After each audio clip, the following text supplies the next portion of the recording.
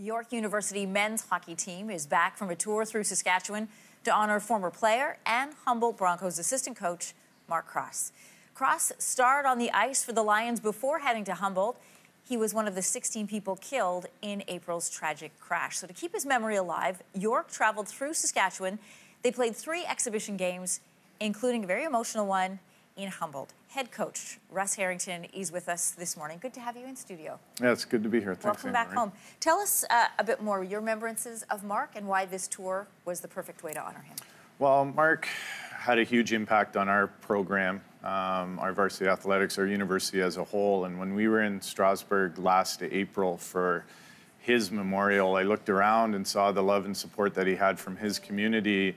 And it kind of struck me that those people had never been able to see where he went when he left his hometown or who he played for. And we thought, what better way to honor him than to bring York to Saskatchewan and allow those people to see the red and white sweaters on the rinks that Mark grew up playing in. What was it like for you to be back in Humboldt in particular and in that arena, both for you and for the team? Well, I think it was something that our players really wanted to do. We had a number of connections to the people on that bus.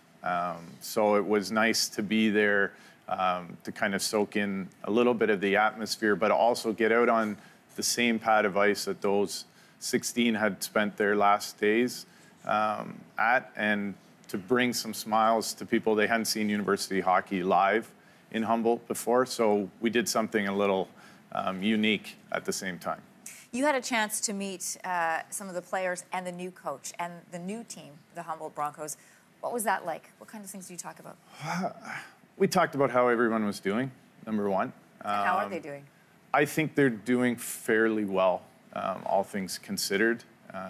They're really giving the community some hope, helping with the healing process. I think Nathan and Scott, the two coaches, they're tremendous humans, which is the perfect follow-up to Darcy and Mark, who were tremendous as well.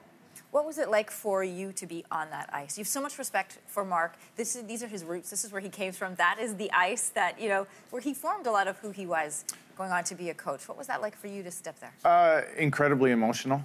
It was very difficult to stand on the Humboldt bench in particular and know that was the place where he coached his last game in a career where he was just getting started as a coach. But to be able to be there and to be welcomed with open arms the way we were in Saskatchewan was something I'll never forget.